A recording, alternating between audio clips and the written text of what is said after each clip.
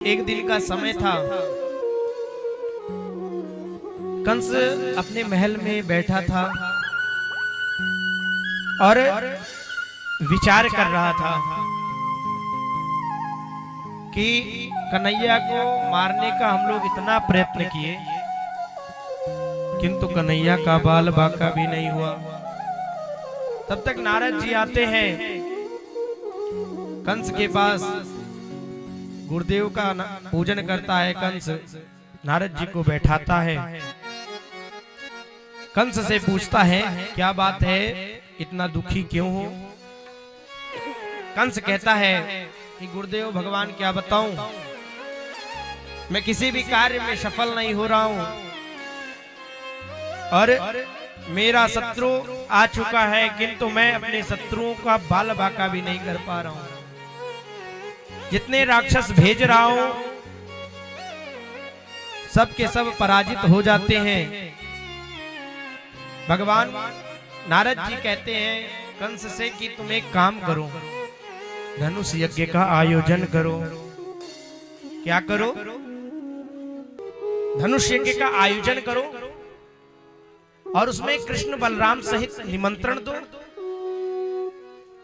और यदि अगर तुम कृष्ण और बलराम को केवल बुलाओगे तो वो लोग नहीं आएंगे। क्यों? क्योंकि इसमें संदेह है, यदि तुम ब्रजवासियों सहित निमंत्रण दोगे तब अवश्य कृष्ण बलराम आएंगे।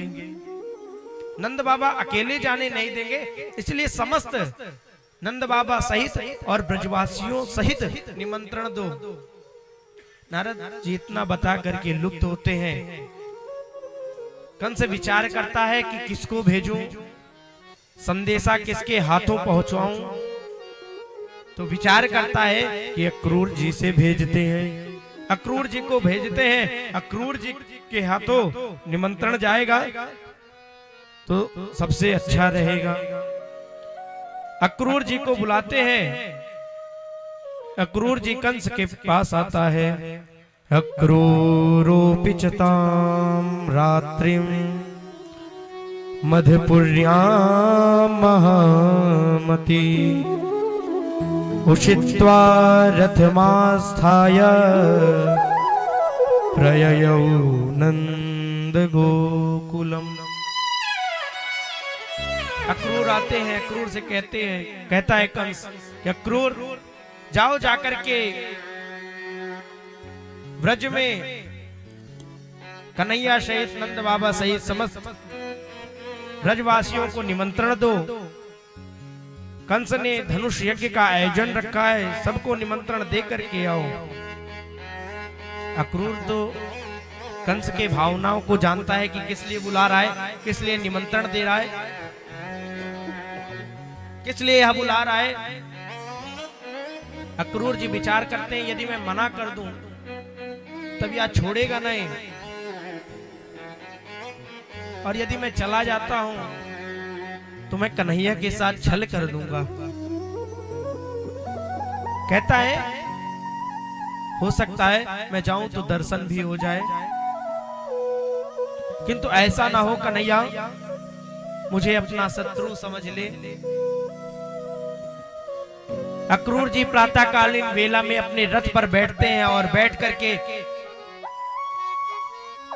इधर व्रज की ओर निकलते हैं और निकलते हुए यही अपने हृदय में विचार कर रहे हैं कि हो सकता है कि मैं शाम संध्याकालीन वेला में पहुंचूं और कन्हैया दाऊ सहित दुग्ध दोहन कर रहे हों और जैसे ही देखेंगे मुझे चाचा चाचा कह करके आकर के लिपट जाएंगे।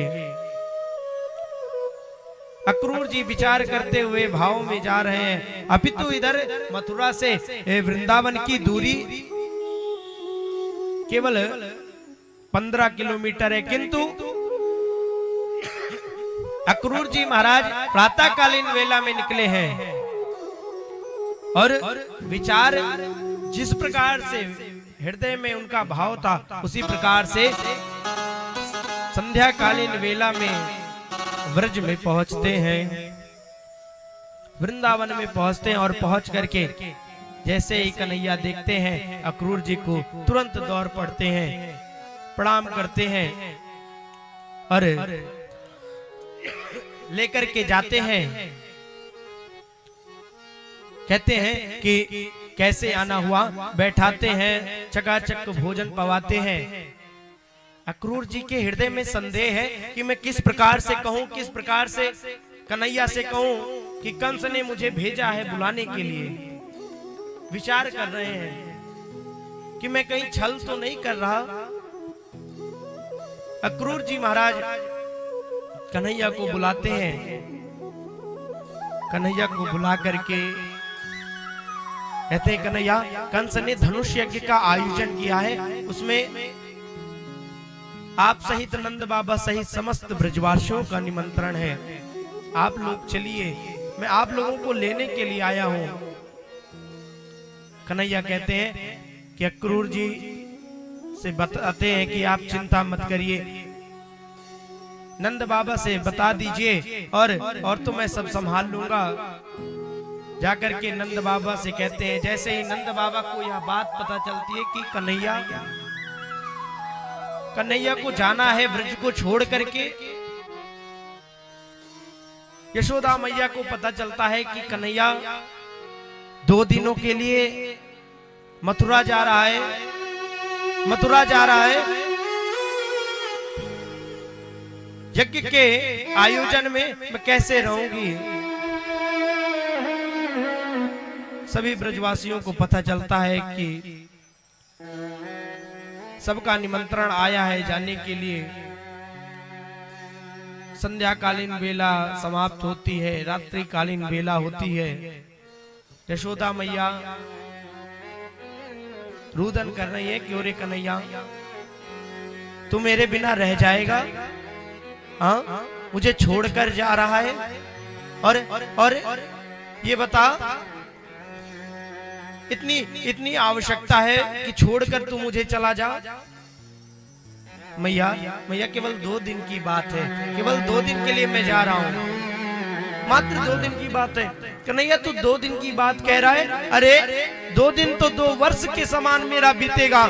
तू जानता है कि मैं जब तक मैं तुझे देख नहीं लेती तब तक मुझे चैन नहीं मिलता, और तू 2 दिन की बात कर रहा है। भगवान के हृदय में, कन्हैया के हृदय में विलाप हो रहा है। विचार करते हैं कि हे सूर्य देवता, आज आप उदित मत होइएगा, नहीं तो आज से ब्रजवासियों से मैं दूर हो जाऊंगा। आज से आप उदित मत होइए, इसी प्रकार से रात्रि बनी रहे। कन्हैया जानते हैं कि अब मैं जाऊंगा तो ब्रजवासियों से अब दोबारा नहीं मिल पाऊंगा, किंतु मैया को सांत्वना देने के लिए कहते हैं कि मैया, केवल 2 दिन की बात है, आप क्यों चिंता कर रही हो, मैं फिर आ जाऊंगा। रात्रि भर मैया रो रही है, रुदन कर रही है। कन्हैया, तू 2 दिन की बात करता है, एक क्षण एक पल तेरे बिना नहीं बीतता। तू 2 दिन की बात कर रहा है, कैसे हम लोग जिएंगे? मुझे तो ऐसा प्रतीत हो रहा है कि तू हम लोगों को हमेशा से छोड़ करके जा रहा है। मुझे ऐसा लग रहा है कि आएगा नहीं तू दोबारा। मैं कैसे अपने प्राणों से तुझे अलग करूं? कन्हैया मैया के गोद में बैठे हैं, रात्रि भर समझा रहे हैं, मैया को चुप कराते हैं। प्रातःकालीन वेला होती है, सभी ब्रजवासी आते हैं, गोपियां आती हैं, ग्वाल बाल आते हैं, सब कहते हैं, कन्हैया हम लोगों को छोड़कर जा रहे हो? अरे इतना क्या जरूरी है कि हम लोगों को तुझे छोड़ना पड़ रहा है? और तुझे ये नहीं पता कि हम लोग एक क्षण तेरे बिना नहीं रह पाते, एक पल नहीं रह पाते? हाँ, और तू 2 दिन की बात कर रहा है। सभी ब्रजवासी आकर के निवेदन करते हैं, कन्हैया मत जा, कन्हैया हम लोगों को छोड़ करके मत जाओ। और ग्वाल बाल ही नहीं, यहाँ पर बछड़े भी निवेदन कर रहे हैं भगवान से, लता पताएं सब निवेदन कर रही हैं, सब रुदन कर रही हैं। कन्हैया ऐसे छोड़कर चला जाएगा।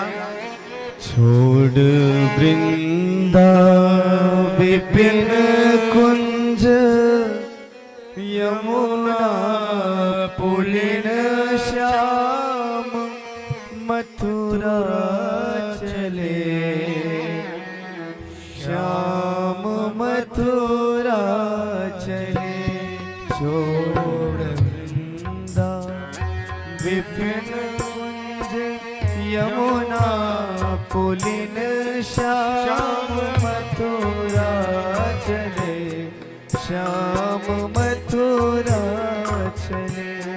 छोड़ वृंदा विपिन कुंज, यमुना पुलिन श्याम, मथुरा चले श्याम मथुरा चले।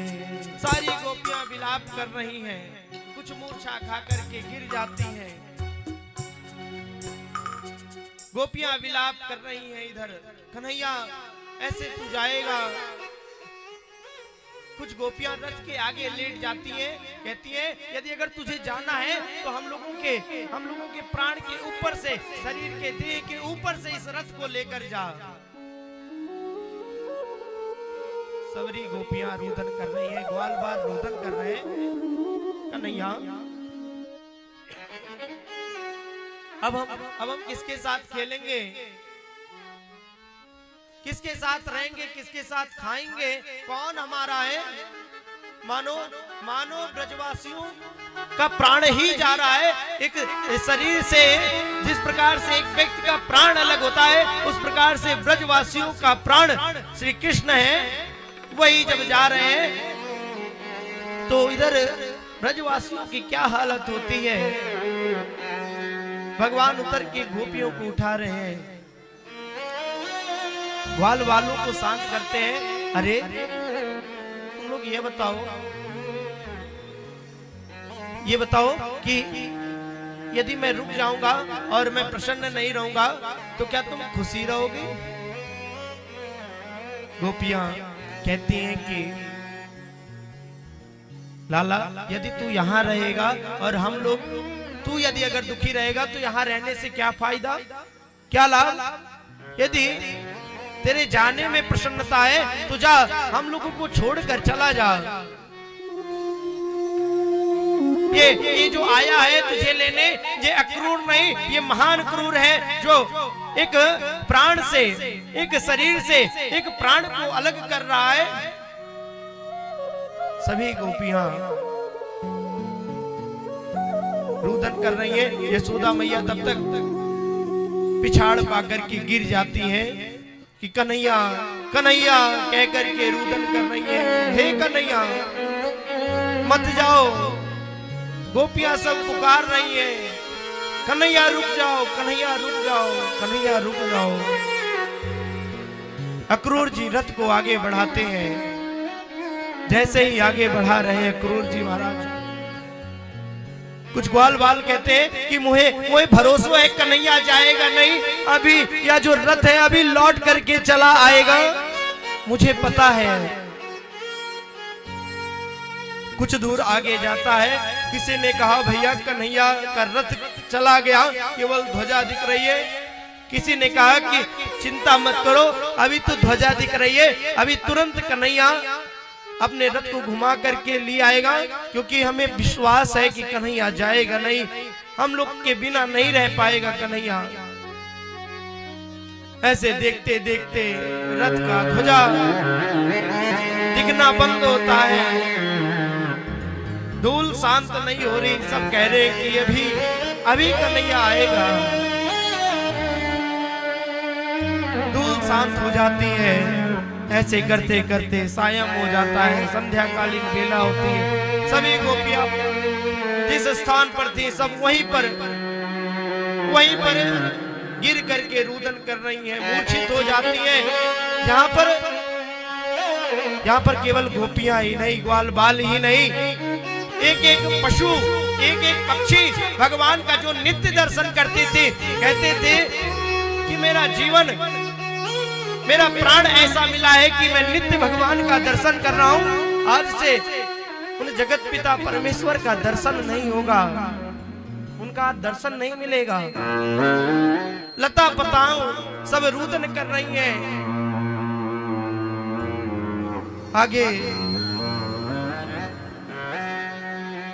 सभी गोपियां निरंतर इधर खड़े होकर के भगवान का इंतजार कर रही हैं कि कन्हैया अभी आएगा। हो सकता है कि रात्रि में आ जाए, मन ना लगे उसका, क्योंकि हम जानते हैं उसका प्रेम एक क्षण नहीं रह पाएगा। वो सभी गोपियां रोदन कर रही हैं। इधर जब से कन्हैया गए हैं तब से केवल ब्रजवासी रोए जा रहे हैं, मात्र केवल रोए जा रहे हैं। नेत्रों से अश्रुधारा प्रवाहित होती जा रही है, बंद नहीं हो रही एक क्षण के लिए। कन्हैया इधर पहुंचते हैं मथुरा में, धनुष यज्ञ में पहुंच करके धनुष को तोड़ते हैं और कंस का वध करते हैं। वध करने के बाद इधर स्वयं भगवान नंदवासियों से कहते हैं, अपने पहले पिता को कारागृह से छुड़ाते हैं। नंदवासियों से कहते हैं कि अब आप लोग यहां से जाइए। नंद बाबा से कहते हैं कि बाबा जो मेरा पिता है, जो मेरा बाबा है, यही है, यही वसुदेव बाबा ही मेरे असली बाबा हैं, यही मेरी मैया है। जैसे ही नंद बाबा ने सुना कि तेरो बाबा ये है, मानो नंद बाबा के पैरों तले जमीन खिसक गई, रुदन करने लगते हैं। अरे कन्हैया, ऐसा कैसे हो सकता है, ऐसा कैसे हो सकता है? अरे सब तुम्हें छलिया कहते थे, आज मुझे पता चला कि तू सचमुच में हम लोगों के साथ छल किया, हम लोगों के साथ छल तूने किया है। वसुदेव बाबा सब बताते हैं नंद बाबा से। लाला कहते हैं कि बाबा तू मैया को संभालना। बाबा कहते हैं कि मैया कैसे रहेंगी तेरे बिना, कि जब मुझे देखेंगी अकेला कि लाला नहीं आया, मैं क्या जवाब दूंगी उसको, क्या जवाब दूंगा उसको, और क्या बताऊंगा तेरी मैया को, मैं कैसे संभालूंगा? तुझे नहीं पता कि तेरी मैया तुझसे कितना प्रेम करती है, ब्रजवासी सबन कितना प्रेम करते हैं, गोपियां कितना प्रेम करती है। जो एक पल जिसके बिना ना रह पाए, देखे बिना एक पल ना रह पाए, जिसका भोजन ना बचता हो, उससे तुम दूर आ गए हो छल के साथ। नंद बाबा जाते हैं इधर, जैसे ही ब्रज में रथ आता है, सबके सब ग्वाल बाल श्री दामा भगवान के सखा सबको बुलाते हैं, कहते आओ आओ आओ, देखो कन्हैया का रथ आ गया, कन्हैया आ गए हैं। सब दौड़ करके आते हैं आरती की थाल लेकर के, कन्हैया आ गया, कन्हैया आ गया। सब के सब ब्रजवासी दौड़ते हैं। जैसे ही देखते हैं कि नंद बाबा और केवल कुछ ब्रजवासी हैं, कन्हैया नहीं दिख रहे, सब नंद बाबा को नहीं देख रहे, ब्रजवासियों को नहीं देख रहे, पीछे देख रहे हैं। हो सकता है कन्हैया का रथ पीछे होगा, कन्हैया अभी आ रहा होगा, कन्हैया आता होगा। इधर नंद बाबा उतरते हैं और यशोदा मैया से कहते हैं कि ब्रजवासियों सहित कहते हैं कन्हैया हम लोग को छोड़कर चला गया, कन्हैया अब नहीं आएगा। जिस कन्हैया को आज हम लोग अपना अपना समझते थे, वो कन्हैया अपना नहीं है, वो तो वसुदेव का लाला है, वो देवकी का लाला है। अब तक हम लोग इस मोह में बैठे थे।